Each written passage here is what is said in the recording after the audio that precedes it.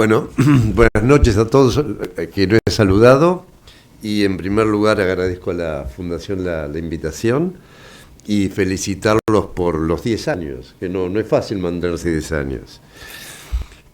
Yo voy a hablar de un tema que no es estrictamente coyuntural, sino que atraviesa el pasado, el presente, el futuro y que de alguna manera recoge lo que he aprendido al principio en la universidad, pero básicamente con mis muchísimas décadas de participar activamente en la política y haber tenido cargos públicos. Y se refiere ni más ni menos a comentar o hablar sobre cómo se debe diseñar un programa económico, que no es un tema fácil. Y eso tiene que ver también por los reclamos que he tenido cuando era funcionario, pero también por las cosas que uno escucha, desde la política y de profesiones vinculados a los temas sociales.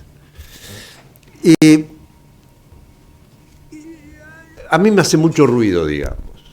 Es como si a un médico uno va y le dice, me duele el corazón. Y yo digo, no, pero ahí no está el corazón. Bueno, una cosa extrema, pero yo me he enfrentado con situaciones muy extremas en términos de razonamientos. El programa económico tiene que ser algo integral cuando uno está en una crisis profunda. Cuando está en una crisis coyuntural, uno puede tocar algunas cuestiones y reencausa la economía. Pero en el caso argentino, y no de ahora, sino de hace muchísimo tiempo, estamos siempre en problemas muy profundos. La orientación del programa que se implemente y en los tiempos, eso depende de la dirigencia política, absolutamente. Porque la dirigencia política se prepara para gobernar. Y cuando gobierna, administra el Estado, nombra a los jueces, maneja las relaciones internacionales, hace las leyes. Y claro, ahí hay que hacer toda una tarea muy, muy importante sobre cómo funciona la economía. De esto se trata. Yo creo que para armar un programa lo primero que hay que saber son precisamente las leyes fundamentales de la economía. Después uno tiene que saber todos los pasos a seguir cuando se trata de construir, de diseñar y de implementar un programa económico. Y el otro tema que yo creo que es central es cómo lograr consensos políticos. Porque si no hay consensos sobre las cosas fundamentales entre los grandes partidos, es muy difícil avanzar. Sobre todo, reitero, en un país como Argentina, que hace muchas, pero muchas décadas anda mal. Yo recuerdo cuando era militante de la Juventud Peronista, a fines de los 60, principios de los 70, nos preocupaba la pobreza, mucho, por eso hacíamos política. Y la pobreza de aquella época era el 5%. 5%. Ahora estamos en el 50%. Terrible. Y uno permanentemente, por lo menos en mi caso, y conozco de otros profesionales y compañeros, que nos pasamos hablando, pensando cuándo hubo un crack en Argentina que empezamos la decadencia y qué uno debería hacer para salir de la decadencia. Oscar hablaba sobre qué cosas tendríamos que hacer. Bueno, cada uno da lo que puede y también según las edades que tiene. Es probable que a esta edad podamos ayudar a pensar. Y ese es el intento que tengo y que incluso hice en su momento hace unos pocos meses, que publiqué un artículo que es la base de lo que voy a hablar, que tiene que ver, o que se intitula como cómo diseñar un programa económico en tiempos de crisis. Salió publicado en la revista Panamá. Las leyes de la economía, o lo que yo llamo las leyes básicas de la economía, es lo que rige en las economías de mercado. Y la economía de mercado, hoy prácticamente todo el mundo, sacando excepciones, funciona como tal. Y que tiene leyes que obviamente se pueden cambiar por parte del Estado para modificar el sistema de primos y castigos de manera transitoria ante determinadas coyunturas, pero que están en el substratum. La ventaja que tienen los abogados sobre nosotros, los economistas, es que las leyes de los abogados salen del Congreso. El código, las leyes, después los decretos, resoluciones, etc. No hay ninguna ley que diga cómo debe funcionar la economía. No se puede hacer una ley. Pero sí uno tiene que tener la perspicacia de ver qué hacen otros cuando diseñan un programa económico. Y cuando digo otros, no me refiero a los fracasados. No, cuando uno mira al exterior, tiene que mirar a los que les va bien para hacer lo que hicieron ellos. Puede ver a los fracasados solo para saber lo que no hay que hacer, pero básicamente hay que mirar a los que andan bien. Esas leyes, muchas veces los dirigentes políticos las ignoran. Prefieren el voluntarismo. Yo tengo la voluntad de bajar la pobreza, dicen. Bárbaro. O a la magia. Cuando nosotros lleguemos al gobierno, vamos a cambiar todo. Para bien, por supuesto. Y la vida no es así. Y hay otros que dicen, yo sé de economía porque tengo trato con la gente. ¡Wow! ¿Y eso qué tiene que ver?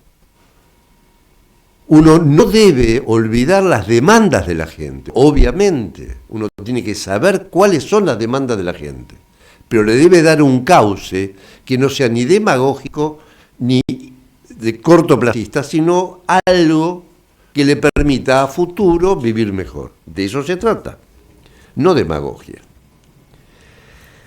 Por supuesto que en las leyes de la economía hay distintas visiones. Yo diría que en nuestro país, lamentablemente, nos hemos ido batiendo por los extremos.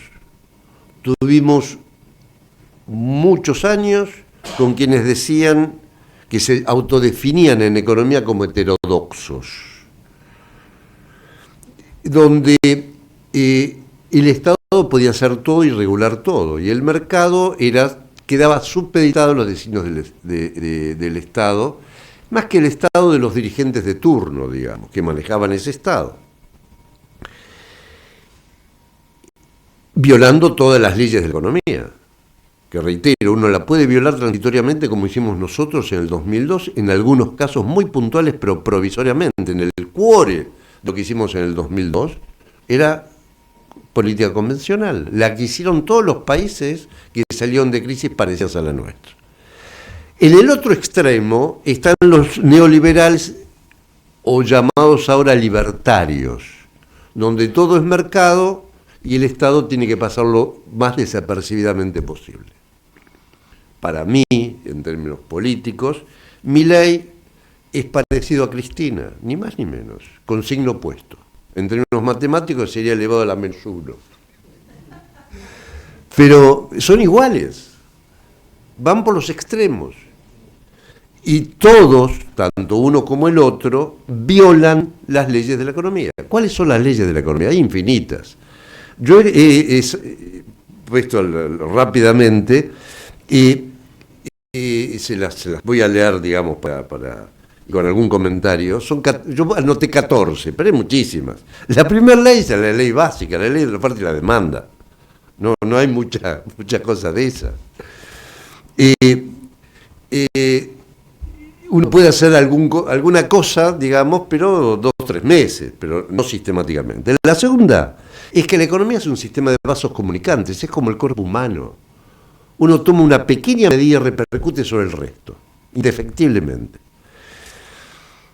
La otra es que para crecer uno tiene que invertir, tiene que acumular, tiene que formar y contar con recursos humanos calificados, tiene que tener tecnología y de conjunto tiene que aumentar la productividad. Si no, no hay crecimiento. No es mágico.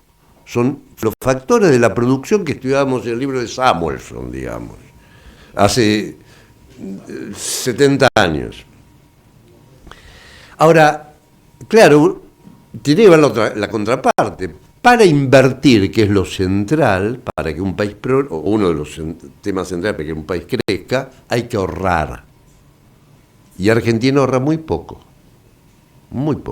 14-15% del PIB cuando necesitaríamos 25%. El otro tema es qué trato uno le da al capital. Uno puede hacer lo que quiere con el capital.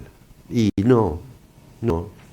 Para que el capital se instale en el país y cree riqueza, y tiene que haber seguridad jurídica, tiene que haber estabilidad en las reglas de juego, tiene que tener una determinada remuneración. Caso contrario, ¿saben lo que pasa? Se va. Así nomás.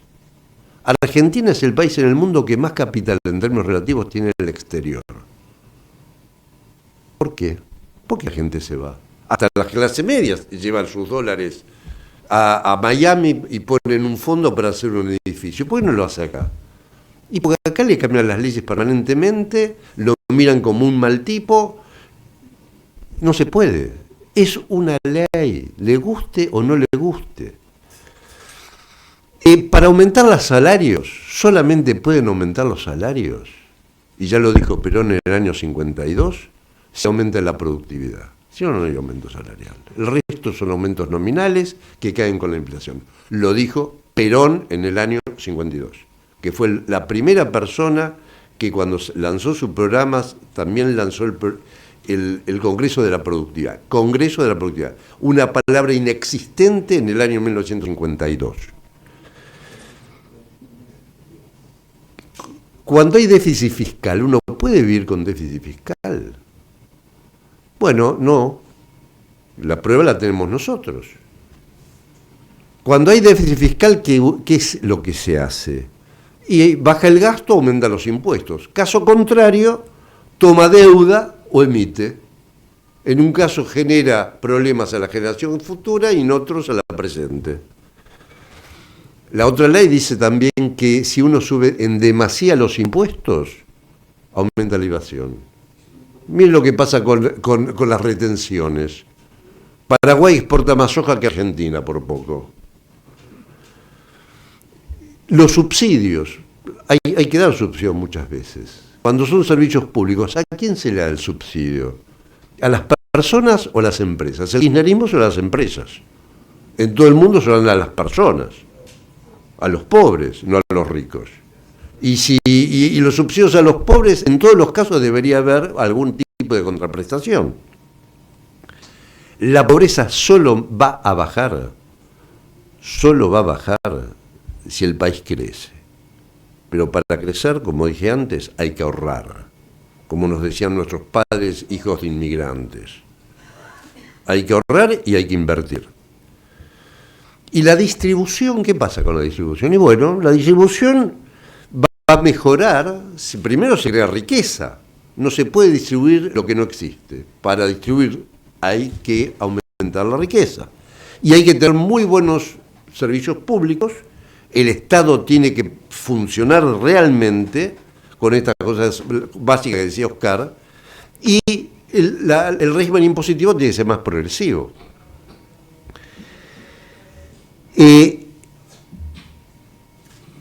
Para crecer se necesita estabilidad de precio, no se puede crecer. Hace ya varios años el Banco Mundial sacó un trabajo en base a 150 países que decía que no había ningún caso en el mundo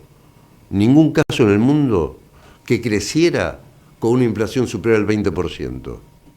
Desde el año 2011 nosotros tenemos una inflación superior al 20 y no crecimos nada. Nadie crece con inflación.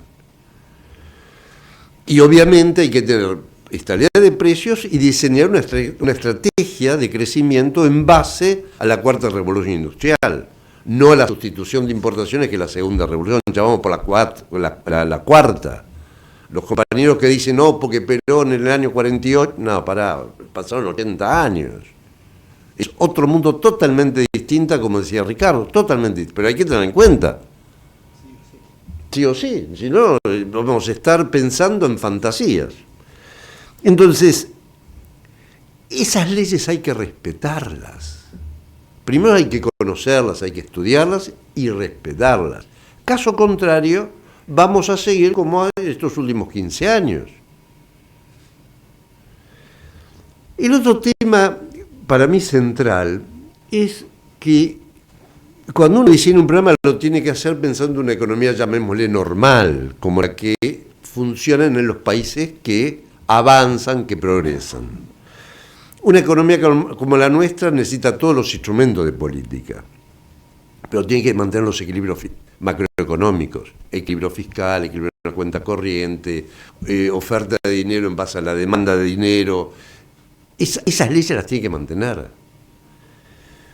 Tener un tipo de cambio competitivo. Si no hay divisas, ¿cuál es el precio del dólar? Lo que dice 1.300, una barbaridad. ¿Saben cuánto es el dólar con el cual el mercado nos marcó en el 3.50 en el 2002? ¿Saben cuánto es? Para que vean si el tipo de cambio está atrasado o adelantado. 1.500. No, perdón, 2.500. 2.500. Y ese tipo de cambio empezó a bajar hasta el 2007-2008. Pero tuvo la ventaja de que no devolvamos más, obviamente, y no generamos más inflación. Al contrario, cuando terminamos, Duhalde terminó su mandato, la inflación era el 3%, anual. Ya a fin del 2002, el último trimestre, la inflación era 3% anual. Digamos, Argentina tiene que tener más inserción internacional, tiene que tener un Estado eficaz. Los salarios se fijan en paritarias, no hay controles de precios. Ese tipo de cosas definen una economía normal, llamémosle. Ahora, esa política normal yo diría que tiene dos partes. La primera es la política de corto plazo, que es la macroeconomía.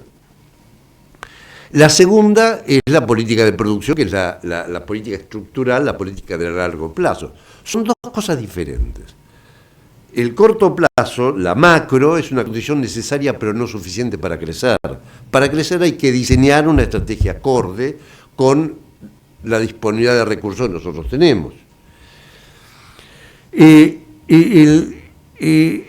La macro tiene, dentro de la macro hay dos cuestiones, también diferentes, pero que se coadyuvan. La primera es la estabilidad de precios relativos clave, los precios relativos clave en Argentina tienen que estar en equilibrio. No tienen que tener presiones alcistas. ¿Cuáles son los precios relativos clave? El tipo de cambio, la tarifa, los salarios y la tasa de interés, punto. El que maneja eso y que tiene equilibrio logra tener estabilidad de los precios relativos y estabilidad de precios si mantiene los equilibrios macroeconómicos, que como dije es el equilibrio fiscal, el equilibrio monetario, el equilibrio de cuenta corriente y en el caso del empleo, paritarias libres para definir salarios y reducción de la informalidad. Es muy fácil romper todo eso. Es dificilísimo volverlos a encauzar. En 3 meses uno puede hacer bolsa el equilibrio fiscal, bolsa, y tener como el año pasado 10, 12, 15% de déficit. Lo puede hacer rápidamente. Ahora, ese porcentaje para bajarlo, se necesita un par de años. Es muy fácil romper. Reconstruir es mucho más difícil. Es corto plazo. En el largo plazo, y bueno, el largo plazo es la política, la estrategia de crecimiento, y eso depende de 3 cosas. Los factores de producción, La productividad y la competitividad son tres cosas diferentes, pero que si no se tocan, no vamos a tener estrategia de crecimiento. Los factores de producción, bueno, todos sabemos, Argentina tiene muchas materias primas, fantástico. Tenemos pocos recursos humanos calificados, muy pocos. Tenemos creo que el 20% de la masa ocupacional de Argentina es calificada, Canadá tiene 80%. Después viene y dice, no, tenemos que vender valor agregado, tenemos que exportar. Sí, está bien, tráeme la gente y el financiamiento y exportamos valor agregado. Si no tenemos gente capacitada, no podemos darle valor agregado a las materias primas, lamentablemente. Tenemos, como dije antes, muy bajo nivel de ahorro e inversión. Tenemos empresarios que son muy competitivos y otros que buscan algún subsidio, cubierto o encubierto. Y escasa difusión de tecnología. Tenemos muy buenos centros tecnológicos nacionales, estatales, algunos privados, básicamente estatales, pero es poco. Es poco. Invertimos un tercio de lo que invierte, un poco más de lo que invierte Brasil, que no es un dicho de virtudes, digamos. El otro tema es la productividad. Uno tiene que hacer más cosas con los mismos recursos. Eso es la productividad. Pero la productividad tiene que ser privada, pero también pública. No puede ser que tengamos centenares de miles de empleados públicos ociosos.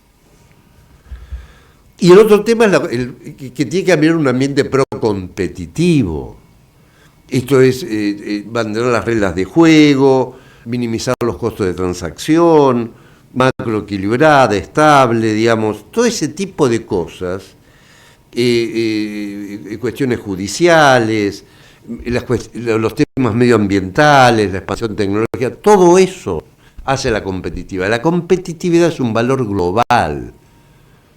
La productividad es micro, es de la empresa o del Estado. La competitividad tiene que ver con cuando un producto sale de fábrica y llega a puerto o a la boca de consumo. Todo eso, cuando uno le va agregando cosas, impuestos, regulaciones, controles, eso pierde competitividad. Argentina, dentro del índice de competitividad que se calcula, hay unos 80 países, 85, Argentina es anteúltimo. El año pasado, anteúltimo, no tenemos nada de competitividad. ¿Cuál es el tema de la competitividad y la devaluación? Cuando uno no tiene reservas, tiene que devaluar la moneda para mejorar la competitividad de cortísimo plazo. Pero eso es corto plazo. Un país tiene competitividad y eso es lo que le permite exportar sistemáticamente. En última instancia, la competitividad es abrir la economía y aumentar el nivel de vida. La devaluación lo que hace es bajar salario. Entonces mejora la posibilidad de exportar y dificulta las importaciones, pero bajando salario.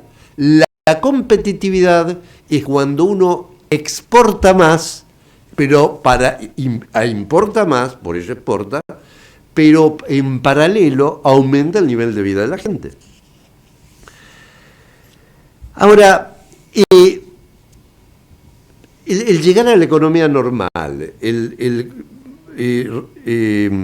aceptar las leyes de la economía, respetarlas,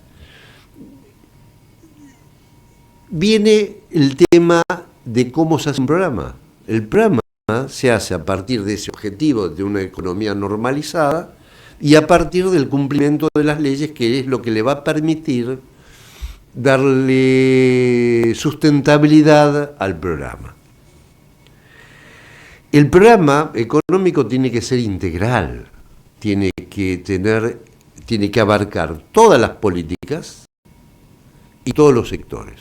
En un país en crisis como la Argentina, reitero, si uno estuviera, qué sé yo, en Suiza, y hay un problemita de que bajó un poco la tasa de crecimiento, bueno, dirán, aumento una décima en la tasa de interés y esto lo resuelvo. En nuestro país no se trata de eso, nuestro país requiere un tema muchísimo más profundo, por eso que hablo de un programa integral. Lo primero que hay que hacer es caracterizar al mundo. No se puede hacer una política económica si uno no sabe qué pasa en el mundo. Desde la cuestión tecnológica, pero también los precios, tasa de interés, flujo de capitales, inversiones extranjeras. Digamos, tiene que tener una visión del mundo. Lo siguiente es una evaluación de la situación local, porque no se puede implementar ninguna política económica sin apoyo político y con desborde social. Es imposible. Para que la política económica funcione tiene que haber apoyatura política y socialmente no debe haber un altísimo nivel de conflictividad. Pero también, además de la evaluación del mundo, es fundamental analizar la historia. Es fundamental. ¿Qué es lo que hicimos en el pasado para no volver a cometer los errores? ¿Y qué es lo que han hecho los otros países? Nosotros, cuando hicimos el programa de la salida de la convertibilidad, vimos lo que hizo Roosevelt, lo que hizo Rodrigo, lo que hicieron los países del sudeste asiático. Y eso nos dio ideas para armar lo que armamos. Esto es fundamental. El otro tema es que uno debe identificar cuáles son los problemas y los tiene que rankear. Uno tiene que saber cuáles son los principales problemas, no todos los problemas, los principales. Pero saber cuáles son los problemas no es tomar una fotografía, es analizar la película, es por qué se produjeron esos problemas. Pues ¿de qué vale decir tenemos un problema con la pobreza? Sí, es un problema, está clarísimo. Tenemos un problema con la falta de crecimiento, tenemos un problema con la inversión, sí. Pero el diagnóstico no sirve si dice la pobreza es del 50%, no crecemos y la inflación es 200%. Uno tiene que analizar el origen del problema, tiene que analizar la causalidad del problema, tiene que hurgar en por qué no crecemos, por qué tenemos inflación y por qué tenemos pobres. Si no desculamos eso, no podemos hacer un programa económico. El otro tema, que para mí es un tema también muy central, es tener presente las restricciones. Los que somos economistas, es parte de la naturaleza. Digamos, siempre hay restricciones. En cualquier país, hasta en los más desarrollados. La normalidad es la escasez, la restricción. ¿Y eso qué hace? Y eso dificulta cumplir con todos los objetivos a la vez. Por eso es complicado. Pero uno se tiene que sincerar. Argentina tiene como restricción, si uno me dice, ¿cuáles son las restricciones de Argentina? Para mí la tasa de ahorro. Si yo tengo que empezar por un programa, digo la tasa de ahorro y consecuentemente la inversión. Este es el principal problema. El otro problema es el financiamiento. No hay financiamiento. ¿Cómo una empresa crece, cómo una familia crece comprando vivienda del auto sin financiamiento? Al contado. Y Argentina rompió el sistema financiero e hizo tantas macanas con la deuda, tantas macanas, 3 renegociaciones en 30, 40 años, caso único en el mundo, tampoco nadie nos presta. Y si nos presta, nos cobran 20% de tasa de interés. El otro tema es que no tenemos dólares. No hay dólares. Las reservas son negativas. No hay dólares. Y necesitamos importar cosas para poder crecer. Y después, por supuesto, como dije antes, problemas de mano de obra calificada, tecnología, insuficiente infraestructura, pésimo funcionamiento del Estado. Esas son las reflexiones. A partir de ahí, entonces uno dice cómo seguir. Pero primero lo primero. Primero te decir cuáles son las restricciones. Y obviamente va a haber, siempre hay discusiones. Porque unos van a decir, primero hay que crecer, después bajar la inflación. Primero hay que crecer, después bajar el déficit fiscal. Eso siempre se ha dicho en las campañas. Mentira. Ni crecimos, ni bajamos el déficit, ni resolvemos los problemas. Mentira. Primero hay que ordenar la economía y hacer los cambios necesarios para modificar una organización económica que nos ha llevado al fracaso. Pues el comportamiento de Argentina es el comportamiento de un fracasado. 40 años llevamos de democracia y hemos crecido menos que cualquier otro país en el mundo. Y nos vanagloriamos de que tenemos un país con muchísimas riquezas, pero no las podemos explotar. Y después de eso, de ver las restricciones, viene otro tema que es bien complicado, que es qué instrumentos de política disponemos. Porque una cosa es decir, acá tenemos un problema, fantástico, lo quiero resolver, sí, por supuesto. Ahora, ¿tenemos instrumentos para resolverlo? Es como si a un médico le dice, operarme el corazón, bueno, dame un bisturí, no, tengo un serrucho nomás. Bueno, eso no es un instrumento. Pero yo te quiero salvar, sí, ya sé, me querés salvar, pero con un serrucho no. No tengo bisturí, bueno, el tipo se muere, qué sé yo. Acá pasa lo mismo. Por algo el primer economista que planteó el sistema económico como un todo fue Quesnay, que fue un médico de Luis XIV, Luis XVI, en 1750, que dijo, el cuerpo humano, la economía funciona como el cuerpo humano, digamos, año 1750 y tantos. Tinbergen tuvo el primer premio Nobel, o el segundo premio Nobel de Economía, o sea, de los primeros. Y el tipo lo que dijo es que a cada objetivo de política le corresponde un instrumento. Con un instrumento solamente se puede lograr un objetivo. Un instrumento no sirve para todo. Yo devalúo para... No yo, se devalúa para aumentar las exportaciones. Pero no pretendas que con la devaluación van a aumentar los salarios. Los salarios van a bajar. Bueno, puedes devaluar y crear que aumenten los salarios y las exportaciones. Uno u otro. Bueno, esa demostración existe. Y Tinbergen, un economista que ganó el premio Nobel con eso. Parece tontería, pero uno cree que tomando una medida resuelve todos los problemas. No voy a hablar de cuáles son las políticas económicas, hay una cantidad enorme, pero básicamente está la política fiscal, la política monetaria, la política de ingresos, la política externa y la política productiva.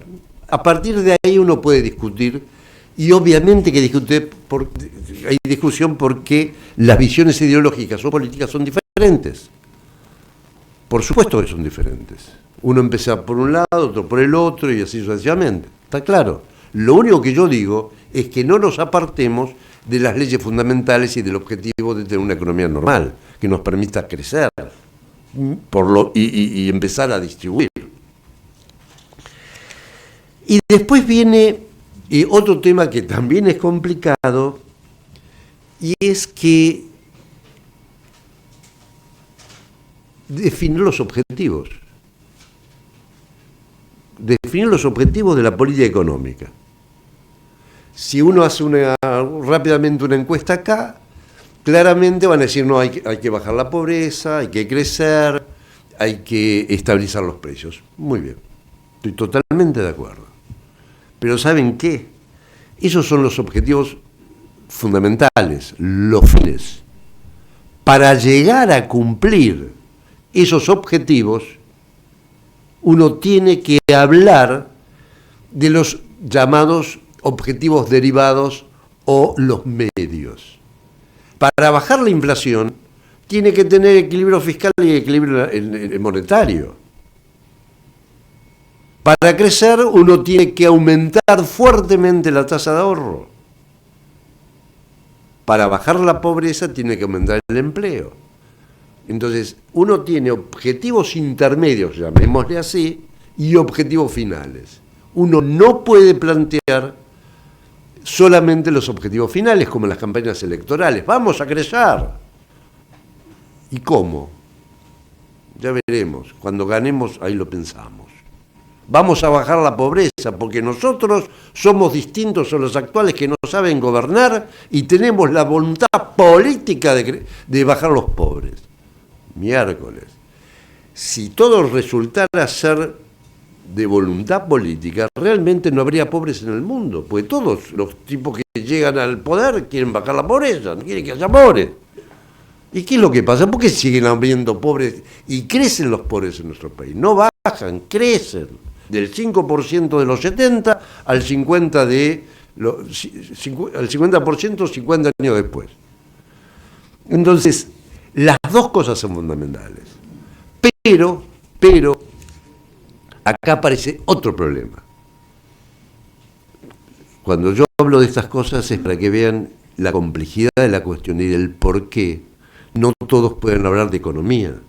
Porque si uno no sabe diseñar un programa económico, difícilmente puede hacer una crítica real a lo que se está viviendo, a hoy, ayer, antes de ayer. Si nosotros decimos que tenemos restricciones, que tenemos pocos instrumentos y queremos lograr tales objetivos, al tener tantas restricciones y pocos instrumentos, no todos los objetivos los podemos cumplir. Y acá viene lo que se llama en economía el conflicto de objetivos. Si hago una cosa, no puedo hacer la otra. Y son todas cosas muy complicadas. Y antipáticas, por supuesto. Porque uno es fácil decir, hay que aumentar el ahorro. Muy bien. Ahora el consumo no puede aumentar, ¿eh? Porque del 100, una parte son exportaciones menos importaciones, el otro porcentaje es el consumo y el otro el ahorro. Si yo subo el ahorro y subo las exportaciones, baja el consumo, ¿eh? Este es el tema. Es uno de los temas. Si uno quiere reducir el déficit y aumenta el IVA, también castiga a los pobres. Si uno quiere aumentar las exportaciones y pretende, devaluando y pretende aumentar los salarios, está liquidado. Si uno aumenta el impuesto de las ganancias de las empresas a niveles infernales, la empresa se va. En Europa, en el OECD, están discutiendo poner un límite a la baja del impuesto de las ganancias de las empresas. Y acá metemos 35 y en Europa está en el 20. Entonces, y no hay financiamiento. ¿Qué hay que financiar? ¿El consumo o a las pymes? El Estado no tiene plata, invierte poco. ¿Qué invierte? ¿En un estadio de fútbol o en financiar a las pymes? Estas son las decisiones que tienen que tomar. Son todas antipáticas. Pero si no las hace, no va a hacer nada. Pero tiene que meditar muy bien lo que va a hacer. Cuando uno hace una ruta a un lugar que no tiene ningún destino o hace una ruta que genera producción. Digamos, el gobierno anterior quería todo consumo. Lamentablemente, hay etapas y etapas. Hay veces que uno tiene que concentrarse en la acumulación y otros en el consumo. El kirchnerismo tiró al máximo el consumo por la gente. Mentirosos. Mentirosos. ¿Qué la gente? La gente está mucho peor que hace 20 años. Pero uno tiene que saber y definir si va a acumular para poder crecer y aumentar el consumo, o va a creer en los reyes diciendo que el consumo va a traer inversión. ¿Se acuerdan que nos decían eso? Minga, nada, se iba toda la plata afuera. Ya vamos por el tercer blanqueo, porque la gente saca la plata. Porque el país no le da lo que dan otros países que más o menos funcionan. Más o menos funcionan. Pero todas esas cosas son las cosas centrales, son todas difíciles. Y esta fundación, que es una fundación de estudio y gente joven, estas cosas las tiene que debatir. Y que aunque duren 6 meses, nosotros para hacer el plan del 2002, pensábamos en el 91, tuvimos 2 años. Y un tercer año de control. Lleva mucho tiempo hacer un programa económico, mucho tiempo. Y uno ha escuchado a dirigentes políticos de todos los partidos políticos que nunca presentaron un programa. Dicen, primero hay que ganar. Y una vez que ganemos, ahí vamos a ver. Y terminan haciendo lo que hacía el otro, que van a decir, bueno, mejor ir de a poco. Y van de a poco, pues no saben a dónde ir. Entonces, y después viene, después de todos estos pasos que voy comentando, viene otro paso que es lo que se llama el diseño de la estrategia, que es la síntesis del programa, que uno tiene que analizar, tiene que juntar los problemas que nos encontramos, las restricciones que tenemos, los instrumentos disponibles, los objetivos y el conflicto de objetivos y los resultados esperados. Esa es la estrategia. Que es fácil decirlo, pero le puede llevar un par de meses hacerlo. Diseñarlo. Una vez que tiene la estrategia, antes de tomar el gobierno, de llegar al gobierno, después viene la implementación, que no es un tema menor. Schumpeter decía que la habilidad de quien conduce la política económica es saber tirar de la cuerda adecuada, porque la economía es como una madeja. Si uno no tira de la cuerda, se pudre todo. Y cuando uno se dedica a la implementación, está empezando la implementación, tiene que saber de economía política. Esto es quiénes se van a beneficiar, quiénes perjudicar, porque en un programa de desarrollo uno cambia presente por futuro. Y esto es difícil. Porque en el presente muchos van a perder y después van a ganar, pero van a perder al principio. Y se puede dar la inversa también. Pero esto tiene que... esto está dentro de la base de la economía política. ¿Quiénes van a apoyar? ¿Quiénes nos van a estar en contra? La implementación tiene que discutir si la política es gradual o de shock, que no es un tema menor. Nosotros hicimos shock. Milei se vanagloria de que hizo shock fiscal. Yo hubiera preferido shock cambiario, gradualismo fiscal y monetario, que es lo que hicimos nosotros en el 2002. Él invirtió y dijo shock fiscal, shock monetario, gradualismo cambiario. Y ahora tienen un problemón, porque tiene un tipo de cambio, a mi gusto, muy atrasado, que si lo empieza a levantar, le aumenta los precios cuando él se comprometió que llegamos a una inflación del 2%, lo que fuera. Lo que vos decías, Oscar, de que la tablita, ¿vos te acordás quién hizo la tablita? Martínez de O. Sí, pero ¿quién era el que pensó? Sí. Arriazu. Que es el que dice de Milei que está perfecto, que los precios van a bajar a 0 según, o al 2%, porque diseñaron un esquema del 2%. Pero fue Arriazu, Ricardo Arriazu, con dice presidente del Banco Central, año 79. Yo en esa época, tuve algunas discusiones en esa época con Arriazu. Yo en esa época escribía con seudónimo, pues tenía problemas que ustedes imaginarán, en Clarín, los domingos. Y tenía discusiones me acuerdo, con Alemán en Hacienda y con el Banco Central que estaba Arriazu, con la cuenta de regulación monetaria, ¿te acordás de todo eso? Bueno, eso pasó hace más de 50 años, volverme a encontrar con Arriazu y hablar de lo mismo. Eso, la verdad, perdón la expresión, es un gran embole, digamos, porque volver a decir las cosas que uno dijo cuando era chico, digamos, hace 50 años y volverlas a ver. Bueno, entonces la implementación es central.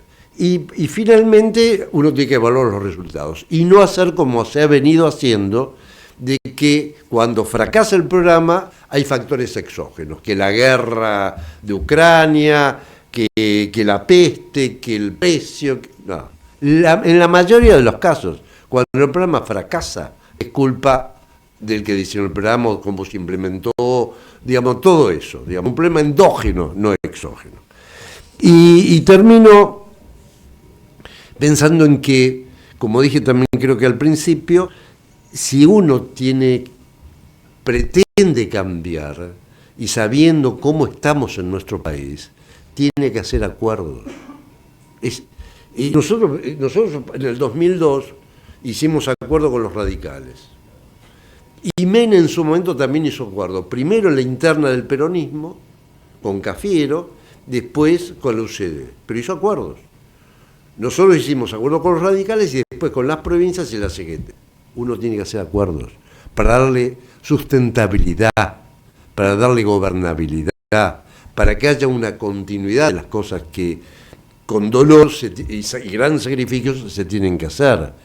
Pero, digamos, si uno rompe con el sistema, con una idea central del sistema democrático, que es el funcionamiento del Congreso, el Congreso funciona cuando hay acuerdo.